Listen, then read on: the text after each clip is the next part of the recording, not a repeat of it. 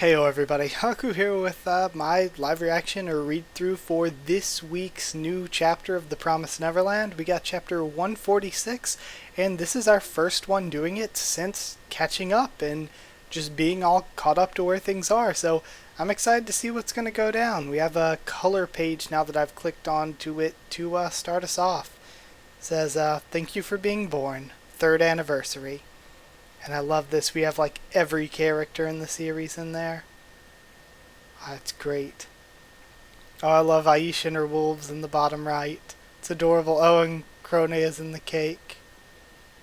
Trying to see if there's anyone else. I don't recognize whoever that is at the bottom in like the maid type outfit with the curly looking hair.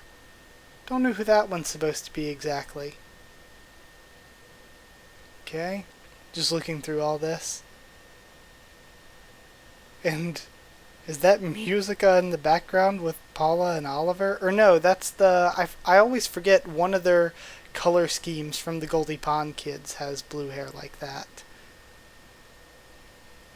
Yeah, the only ones I don't see are Sungju and Musica. But yeah, this is really, really cool. Okay. Now then. Let's move on and read the actual chapter, now that I've been thoroughly distracted by that. November the 10th, 2047. And I've seen a lot of people, too, trying to guess who are the people that are in the containers. I've seen some Phil guesses, which would be super, super sad, but he is a genius. I personally thought about Isabella, and what if, even though she's older, if they potentially were like, oh, you're getting sacrificed at the Tefari in exchange for the Tefari sacrifices that you lost. So, I'm interested to see. There's so many things they could do with the story right now. November the 10th, 2047. The destined day has arrived. The Tefari ceremony. And we see the queen there. O great insert name here, we call upon you. We bid you accept our most prized bounty as an offering, and it looks like just 3 random kids. Alright. And they're all holding their glasses. And I suppose that's blood that they're pouring in and placing the flower into. We see actually Bayon's wife and child there. A panel of them. And since we got actually introduced to them, I feel like they're going to be important somehow. Oh, insert name here, hooray! And we have all the demon citizens celebrating. All the kids. For our everlasting prosperity. And then there is an explosion at one of the bridges. And they react.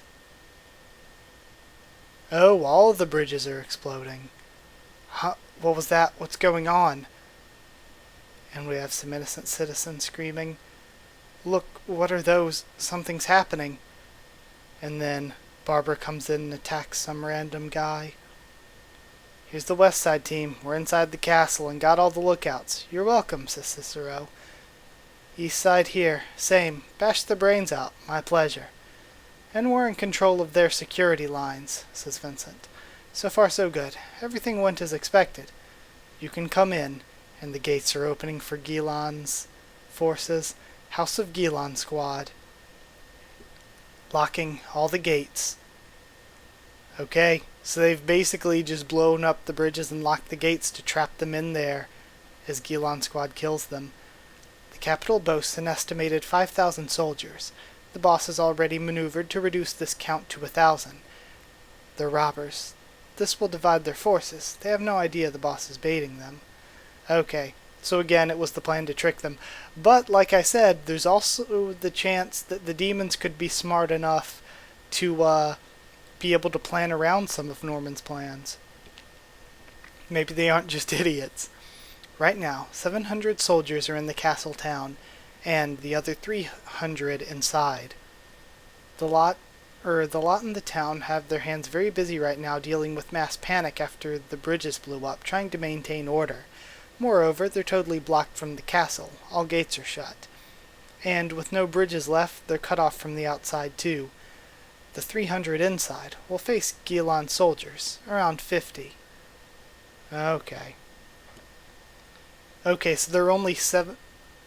700 soldiers in the town, and 300 are inside the castle. Okay. That comes in handy. Cheers for the alliance. It all follows from the plans and information from Minerva. Our people are very good at improvisation and going with the flow, so they work well with these guides to the inner castle. Cicero, Barbara, that's enough. Retreat and leave the rest to them. Alright. And now we see Gilan is with Norman and Zazie. Okay, sorry. A splendid performance, William Minerva. Please, enjoy your vengeance. What was that noise? Where are the servants to report on matters? Says, one guy who I don't necessarily... Oh, that's the, is that Doza, I think. Go look. Aye. And then somebody starts to step out. Bandit, and they get punched down, or struck down by one of the demons. And we see Bayonne's family screaming.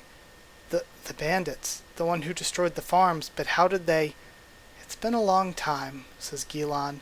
No, the scoundrel is Gilan.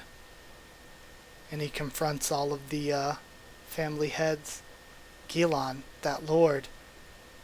Mother, father, please stay back. Alright, it's danger. Oh, and then the kid gets stabbed. What? Mother, why? What the? Lord Pupo? What the heck? I'm confused, so Pupo just stabbed someone or got stabbed? You, who are you? Your family. You know them, don't you? Says Gilan. The voice of a beloved relative, the shape, the smell, even the masks. We ate them. What? We ate them and took them. What the?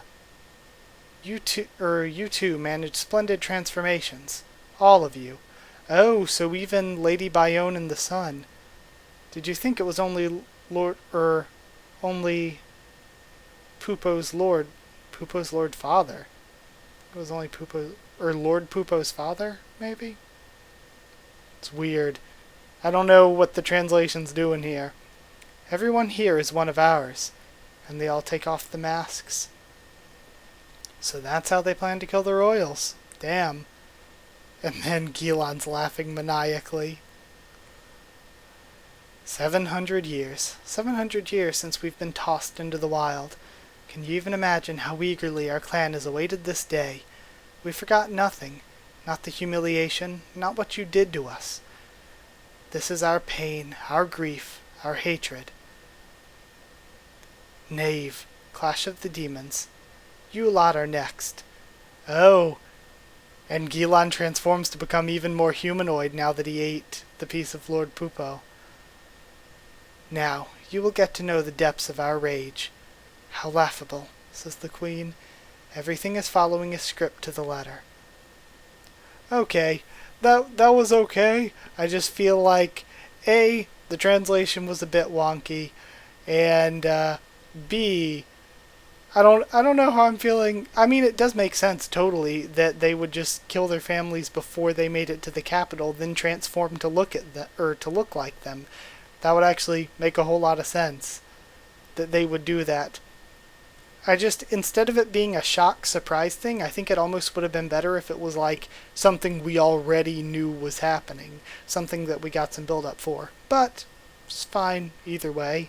I just kind of felt like what I was saying with them focusing on Lady Bayonne and the Sun so much, I had kind of hoped that they would turn some of them into like actual characters.